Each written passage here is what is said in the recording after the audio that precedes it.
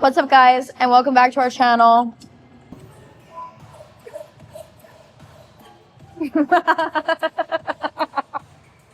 Okay, so the question was men approaching women in the gym. What do you think about that? Absolutely not. Okay, so what if a guy like approached you in the gym? How could he do that correctly? He can't.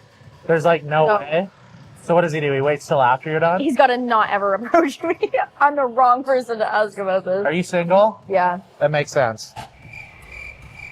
Okay, how do you feel when someone unsolicitedly corrects your form? Helpful or condescending? I think, one, it depends on who it comes from. Okay. If they're bigger than me, I'll accept. I'll be a little upset, but I'll accept it. I think it depends how they say it too, right? Like if they come up and they say, hey, your form's shit, let me help you out, you might be offended. They might see some hands. Yeah. So if they're smaller than you? If they're smaller, actually I'm 100 pounds.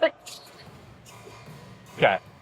And they're not gonna be I might be smaller than them. Have you ever DM'd someone that you've seen in the gym after? I don't think so. Never? I think I follow people on Instagram after. And then you wait for them to message you? No, I just follow them because I see them all the time.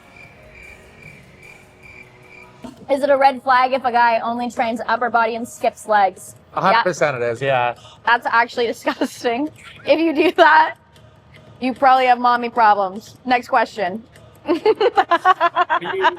you genuinely think of people that run really loudly at the gym?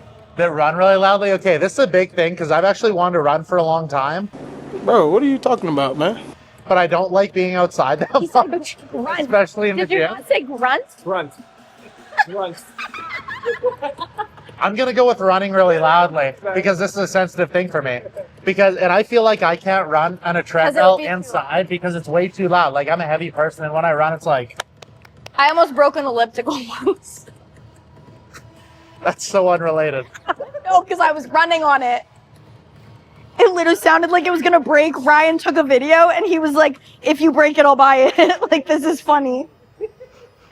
Just answer the personal question. That's what I was trying to do. I think it depends on how much weight is on the bar, because are you grunting with like nothing? I thought he said running. Talking about elliptical. Okay. Okay, we gotta. No, because Emily, we gotta stay focused. What do you genuinely think of people that run too loudly at the gym? I don't think you should, to be honest. Like, I don't think there's any reason to be grunting unnecessarily loud. I think if like it's the last couple reps and you let out a bit of like sound, that's cool. Or fine. Splice that with fine. I think it just depends on how much weight is on there. If you gotta make a little noise to get some more power, Grunt a lot? not often. How does your grunt sound like? Grunts. No, it doesn't. I don't think I really grunt. I think I'm pretty quiet. Got it. Do you think parents should bring their kids to the gym? No. Next Yeah. question. He said Travis. He literally said Travis. Has the gym become more about content than actual training? Yeah, for sure it has. And the way I think about it is, I don't know if that many more people are into fitness now than maybe 10 years ago, because you didn't see nearly this many people training 10 years ago, and now you do. And I think it's largely because you can show that on social media. So it's a lot less about actually maybe improving your physique and a lot more about making content from it, which is fine, to be clear. You know, it's a really good hobby. You can be making content about a lot worse things. But yeah, I think it's definitely more about making content now. I disagree with you. I don't even know what to say. You just agree or disagree? I agree. Oh, let's go. Are we Why? normalizing? Why you went? Look at my elbow. You just went like this. Look at my Look elbow. at my... See? Oh wait, that actually worked. Are we Is that in the video? Look at my eyes. It's actually that in between parts that are the funnier parts. normalizing unhealthy levels of leanness in the name of discipline? The name of discipline? Well, if you're competing, like it is unhealthy, the reality of it. Like when you get down to those super low percentages of body fat, like that just really isn't that healthy. I think in a certain sense it is normalized, and I think people need to be talking more so about the fact that it's unsustainable and it's really just for a certain period of time. Is the supplement industry mostly a scam? There's a lot of scammy products, but there's a lot of good products too. Do you Do you believe in the term main gaining or power building? Have you heard that before? No, you're progressing or degressing, regressing. Like, what do you mean main gaining? Well, like growing while staying lean? Yeah, a lot of Not people, without a lot of if you ever drugs. ask people like, oh, what are you doing right now? And most people will say like bulk or cut, right? Yeah. There are some people there that are like, they're like, oh, I'm main gaining, which is like gaining muscle or gaining strength while. I think you can main gain, Yeah. but your rate of progression is so slow. My I thoughts think exactly. you're better off going to one side or the other side. And then if someone told you they were power building, which is powerlifting and bodybuilding, would you? You can only be so good at one thing. I think See, you can power build for sure, but I think if you want to be really good at something, you either need to put all your energy into powerlifting because you're going to be eating a lot more, or the other one. Like the training's completely different. You know what I mean? I do understand what you're saying. I have a different opinion on that. The reason for that is like what I preach to all my clients is just get as strong as possible, because I think if you're getting strong in appropriate rep ranges and always progressing up, then that's the most efficient way to build muscle. In terms of like if you just wanted to get your 1 rep max up, then yeah, I would agree that the training would be different for like more powerlifting. Yeah, so I guess I am agreeing with what you're saying, but I'm also saying that you can get strong as fuck training like a bodybuilder, Yeah. right? You just train progressively. I think the biggest difference is one, your training blocks, like how you periodize things, and the second thing is just what rep ranges you're working in, right? Because a powerlifter, let's say every week he tries to progress what he can hit 3 reps with, whereas a bodybuilder, if you go and progress what you hit 12 reps with or 20 reps with, like then you're going to get stronger and you're going to elicit a lot more hypertrophy. What's your opinion on bodybuilders going for 1 rep max? Why? Like, I mean, if you want to see what your 1 rep max is, that's awesome. But if like your goal is, one would think, is with the bodybuilders to gain the most muscle, then the risk to reward isn't really there. But I mean, shit, if you're a bodybuilder, every once in a while you got to see how strong you are. But don't have that something you're doing like, you know, every month or every week. Like, no. But I mean, what are you going to do? Train for 10 years and not know your 1 rep max? Are gym fits becoming too revealing, or is it just insecurity being clear? Well, Emily's wearing like nothing, so you tell me. I'm fully covered. My dad would like this outfit. I know your dad, and I don't believe you. This is a Luke approved outfit. I've worn this. This is fine. I think it's the girls who have their ass cheeks hanging out. It's the girls who have this, but it's also cut off from here to here. I think also it looks less revealing because I don't have fake boobs. That's true.